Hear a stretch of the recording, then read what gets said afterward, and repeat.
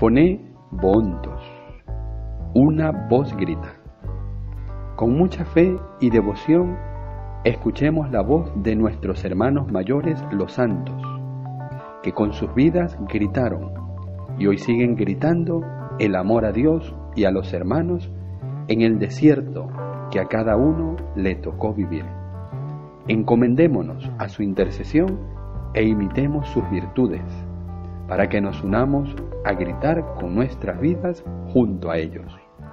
Shalom Betot. Paz y bien. 25 de mayo. San Beda el Venerable. Queridos hermanos y hermanas, el santo al que hoy nos acercamos se llama Beda y nació en el nordeste de Inglaterra, exactamente en Northumbria, entre el año 672-673. Él mismo cuenta que sus parientes, a la edad de 7 años, lo confiaron al abad del monasterio benedictino, cercano para que fuese educado. En este monasterio, recuerda, desde entonces he vivido siempre, dedicándome intensamente al estudio de la Sagrada Escritura, y mientras observaba la disciplina de la regla y la tarea diaria de cantar en la iglesia, me fue siempre dulce aprender, enseñar o escribir. De hecho, Beda llegó a ser una de las más insignes figuras de erudito de la Alta Edad Media, pudiendo acceder a los muchos manuscritos preciosos que sus abades, volviendo de sus frecuentes viajes al continente y a Roma, le traían.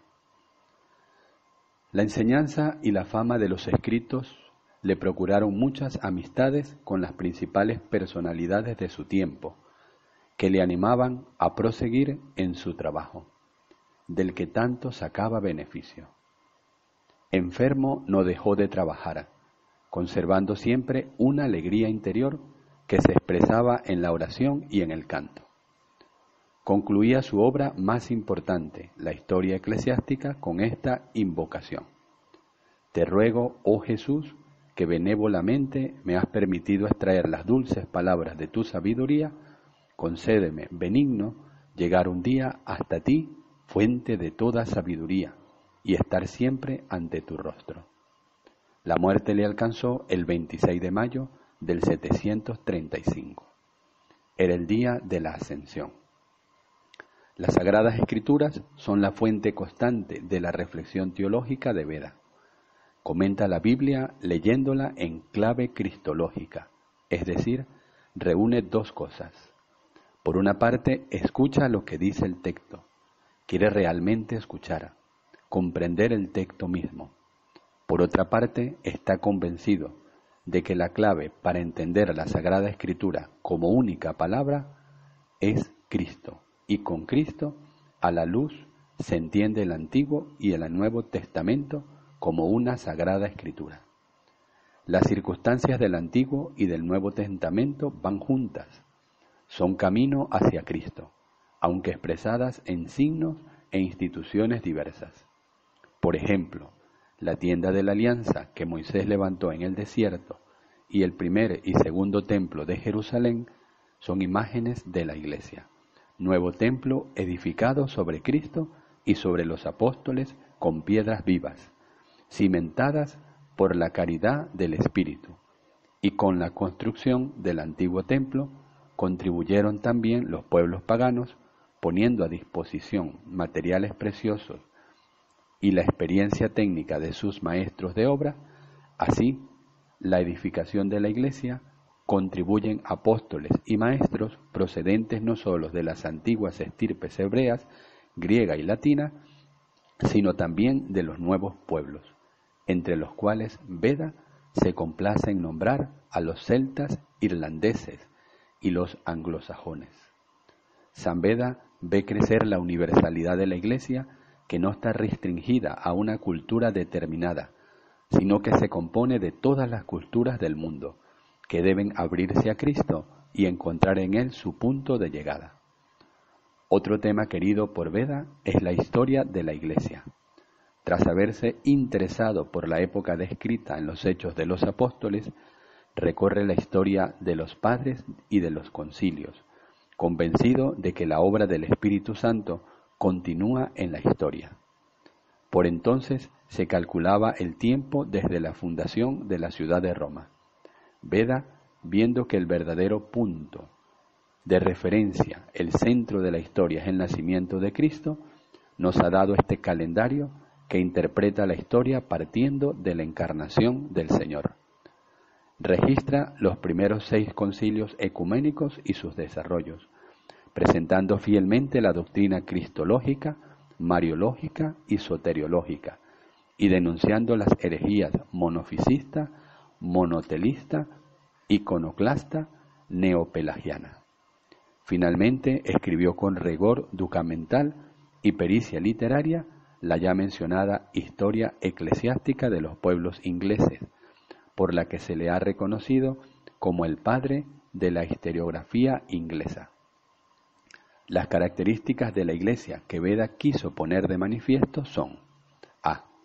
La catolicidad como fidelidad a la tradición y al mismo tiempo apertura a los cambios históricos, y como búsqueda de la unidad en la multiplicidad, en la diversidad de la historia y de las culturas, según las directivas que el Papa Gregorio Magno había dado al apóstol de Inglaterra, Agustín de Canterbury. B. La apostolicidad y romanicidad. En este sentido, considera de primordial importancia convencer a todas las iglesias irlandesas, celtas y de los pictos, una de las 4 etnias que poblaba Escocia de origen celta, a celebrar unitariamente la Pascua según el calendario romano. El cómputo que él elaboró científicamente para establecer la fecha exacta de la celebración pascual y por tanto de todo el ciclo del año litúrgico, se ha convertido en el texto de referencia para toda la Iglesia católica. Beda fue también un insigne maestro de teología litúrgica.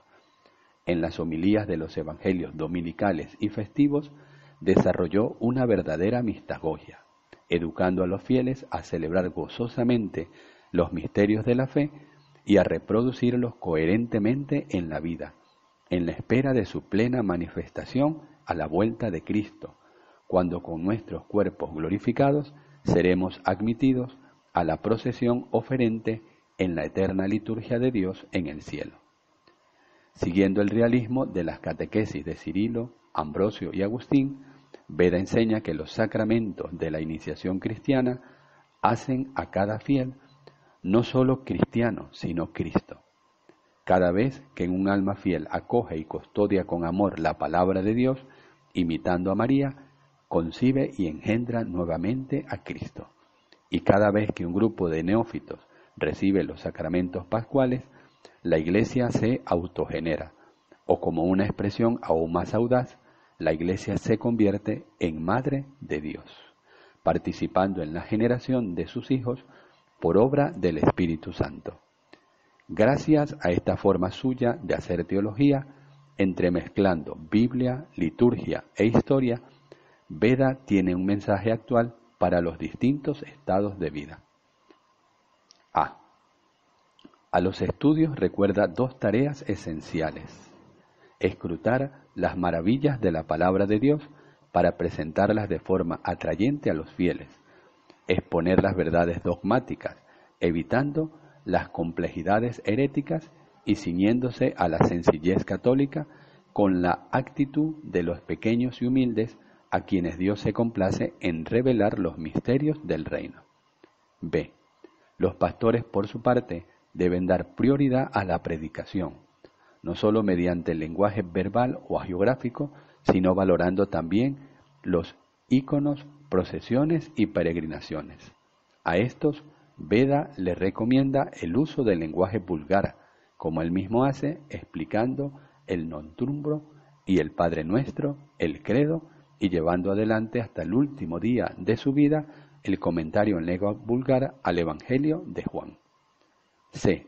A las personas consagradas que se dedican al oficio divino, viviendo la alegría de la comunión fraterna y progresando en la vida espiritual mediante la ascesis y la contemplación, Veda recomienda cuidar el apostolado.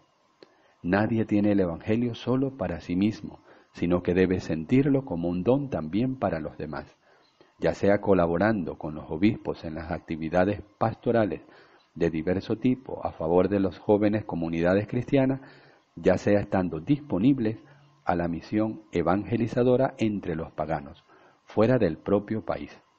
Desde esta perspectiva, en el comentario al Cantar de los Cantares, Veda presenta a la sinagoga y a la iglesia como colaboradoras en la difusión de la palabra de Dios.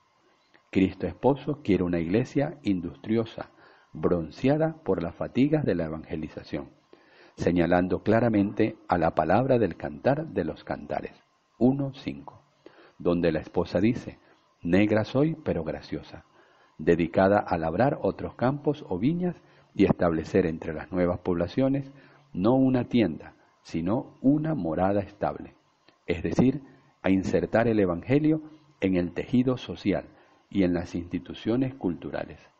Desde esta perspectiva, el Santo Doctor exhorta a los fieles laicos a ser asiduos a la educación religiosa, imitando aquellas insaciables multitudes evangélicas que no dejaban a los apóstoles tiempo ni siquiera para tomar un bocado. Les enseña a rezar continuamente, reproduciendo en la vida lo que se celebra en la liturgia, ofreciendo todos sus actos como sacrificio espiritual en unión con Cristo. A los padres les explica que también en su pequeño ámbito doméstico puede ejercer el oficio sacerdotal de pastores y guías, formando cristianamente a los hijos, y afirma conocer a muchos fieles, hombres y mujeres, casados o célibes, capaces de una conducta irreprensible, que oportunamente acompañados podrían acercarse diariamente a la comunión eucarística. La fama de santidad y sabiduría de que Veda gozó ya en vida le valió el título de venerable. Lo llama así también el Papa Sergio I, cuando en el 701 escribió a su abad pidiendo que le hiciera venir temporalmente a Roma para consultarle cuestiones de interés universal. Tras la muerte, sus escritos se difundieron extensamente en su patria y en el continente europeo. El gran misionero de Alemania, el obispo San Bonifacio, pidió en muchas ocasiones al arzobispo de York y al abad de Wearmouth que hicieran transcribir algunas de sus obras y que se las mandaran de modo que también él y sus compañeros pudieran gozar de la luz espiritual que emanaba. Un siglo más tarde, Nosquero Galbulo, abad de San Galo, atestiguando la extraordinaria influencia de Veda, lo comparó con un nuevo sol que Dios había hecho surgir no desde Oriente, sino desde Occidente, para iluminar al mundo. Además del énfasis retórico, es un hecho el que sus obras, Veda contribuyó eficazmente a la construcción de una Europa cristiana, en la que los diversos pueblos y las culturas se amalgamaron entre sí, confiriéndole una fisonomía unitaria, inspirada en la fe cristiana. Oremos para que también hoy haya personalidades a la altura de Veda, para mantener unido a todo el continente. Oremos para que todos nosotros estemos dispuestos a redescubrir nuestras raíces comunes, para ser constructores de una Europa profundamente humana y auténticamente cristiana.